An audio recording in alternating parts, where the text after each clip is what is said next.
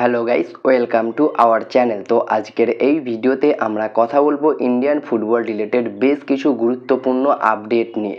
বিশেষ করে মোহনবাগানের দুজন দুর্দান্ত প্রাক্তন প্লেয়ার, তাদেরকে নিয়ে আপডেট দেওয়ার রয়েছে। মোহনবাগানের টার্গেট বিদেশি নিয়ে চলছে টানাটানি, পাশাপাশি ইস্ট বেঙ্গলের ম্যাচ তোমরা ফ্রিতে দেখতে পারবে, সেটা নিয়ে আপডেট জানাবো। বেঙ্গালুরু এফসিকে নিয়ে কিন্তু বেরিয়ে আসছে মারাত্মক আপডেট, সেটাও জানাবো। মুম্বাই সিটি এফসিকে নিয়ে রয়েছে ট্রান্সফার আপডেট। তো সব কিছু বিস্তারিত জানাবো আজকের এই ভিডিওতে। তো চলো বেশি দেরি না করে আজকের ভিডিও শুরু করা যাক। ভিডিও শুরু করার আগে চ্যানেলে যারা প্রথমবার এসেছো তারা অবশ্যই সাবস্ক্রাইব করে পাশের বেল আইকনটিকে অল প্রেস করে দিও, তাহলে পরবর্তী ফুটবল রিলেটেড যে সমস্ত আপডেট তোমরা একদমই মিস করবে না। তো চলো ফার্স্ট অফ অল আমরা কথা বলে নেব ইস্ট বেঙ্গলের ম্যাচের ফ্রি টিকিট আপডেট নিয়ে। তো ইস্ট বেঙ্গলের ম্যাচ তোমরা ফ্রিতে দেখতে পারবে, আর সেই ম্যাচটা কিন্তু রয়েছে আজকেই রবিবার, মানে সিএফএল এর ম্যাচ রয়েছে চ্যাম্পিয়নশিপ রাউন্ডের ইস্ট বেঙ্গল বনাম ডায়মন্ড হারবার এফসি। আর এই ম্যাচ তোমরা একদম ফ্রিতে দেখতে পারবে। এ বি এবং সি ব্লক লাল হলুদ সমর্থকদের জন্য রাখা হয়েছে, অন্যদিকে ব্লক ডি রাখা হয়েছে ডায়মন্ড হারবার এফসি সমর্থকদের জন্য। তো এই ম্যাচের টিকিট তোমরা একদম ফ্রিতে পাচ্ছ, এই ম্যাচটা তোমরা একদম বিনামূল্যে দেখতে পারবে। তো অবশ্যই একদমই মিস করো না, ইস্ট বেঙ্গল বনাম ডায়মন্ড হারবার এফসি ম্যাচটা তোমরা ফ্রিতে গিয়ে দেখে আসো।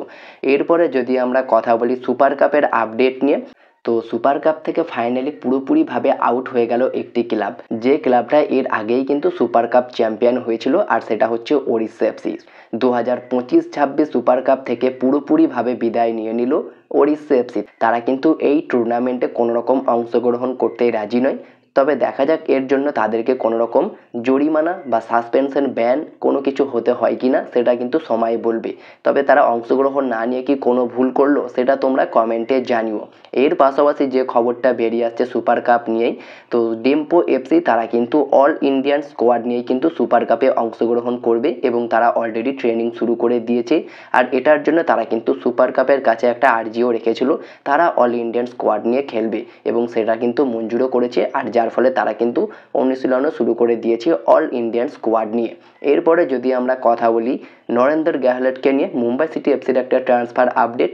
আর নরেন্দ্র গ্যাহলট একজন 24 বছর বয়সে ভারতীয় সেন্টার ব্যাকের পাশাপাশি লেফট ব্যাক এবং রাইট ব্যাক পজিশনে খেলতে পারে। বর্তমান মার্কেট ভ্যালু 60 লাখ টাকা। ওড়িশা এফসিতে রয়েছে বর্তমান সময়ে। আর যেমনটা খবর রয়েছে ওড়িশা এফসি থেকে মুম্বাই সিটি এফসিতে মুভ করতে চলেছে, অ্যাডভান্স স্টেজে কথাবার্তা চলছে। ট্রান্সফার মার্কেটের মতো সোর্স থেকে দেখানো হচ্ছে 88% প্রবাবিলিটি রয়েছে এই ট্রান্সফার হওয়ার। তো মুম্বাই সিটি এফসি খুব দ্রুত তার সাইনিংটা কমপ্লিট করে অফিসিয়াল অ্যানাউন্সমেন্ট করতে চলেছে। আর এই নরেন্দ্র গ্যাহলট খুবই কোয়ালিটি একজন প্লেয়ার, একসময় ইন্ডিয়ান ন্যাশনাল টিমের হয়েও খেলেছে, জামশেদপুর এফসি ও ওড়িশা এফসির হয়ে বেশ ভালোই খেলেছে। তো দেখা যাক মুম্বাইতে গিয়ে তিনি কতটা ভালো পারফরমেন্স করতে পারে। এরপরে যদি আমরা কথা বলি বেঙ্গালুরু এফসিকে নিয়ে, তো বেঙ্গালুরু এফসিকে নিয়ে বেরিয়ে আসছে দারুণ আপডেট, তারা নিল দুর্দান্ত সিদ্ধান্ত।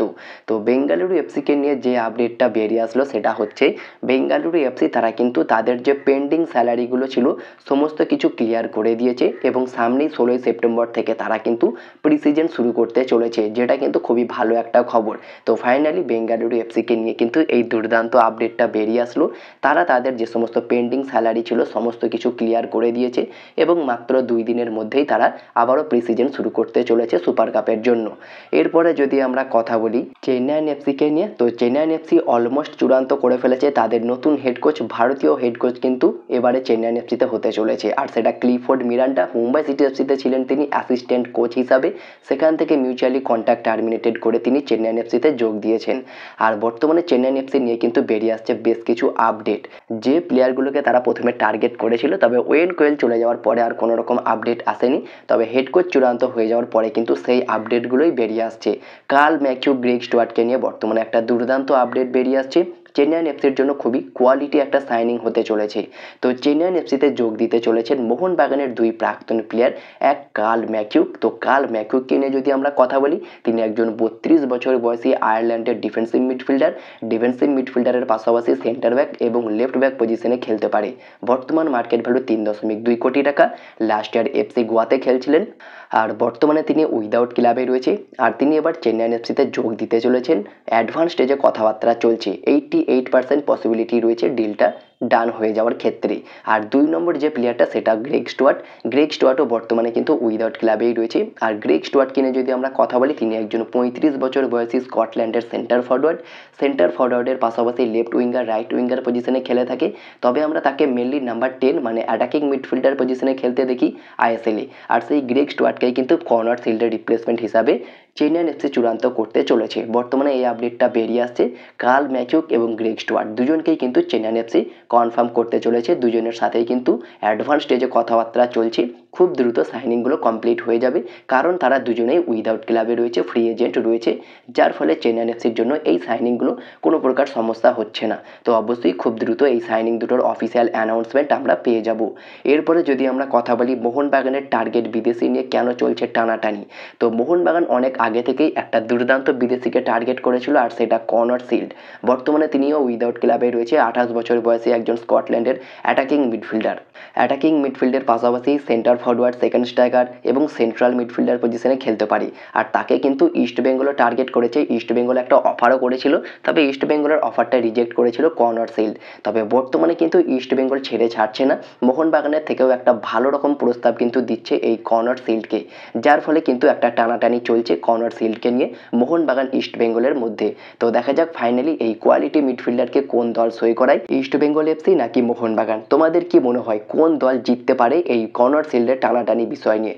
কোন দলে সই করতে পারে কনর শিল্ড? দেখা যাক শেষ পর্যন্ত কোন টিম ডিলটা ডান করতে পারে। দুজনেরই কিন্তু একটা লড়াই আমরা দেখতে পাচ্ছি বর্তমানে। ট্রান্সফার মার্কেটে গেলে তোমরা দেখতেই পারবে ইস্টবেঙ্গল কিন্তু মোহনবাগানের থেকে একটু এগিয়ে রয়েছে, তবে মোহনবাগানও তারাও কিন্তু পিছিয়ে থাকছে না। 7 নম্বর বিদেশি হিসাবে তারা ইস্টবেঙ্গলকে টেক্কা দিয়ে কনর শিল্ডকে তুলে নিতে চাইছে। তো দেখা যাক ফাইনালি কোন টিম ডিলটা ডান করতে পারে।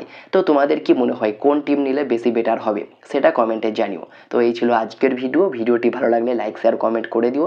আর আমাদের চ্যানেলে প্রথমবার এসে থাকলে সাবস্ক্রাইব করে পাশের বেল আইকনটিকে অল প্রেস করে দিও। তো দেখা হচ্ছে নেক্সট ভিডিওতে। Bye bye, have a good day.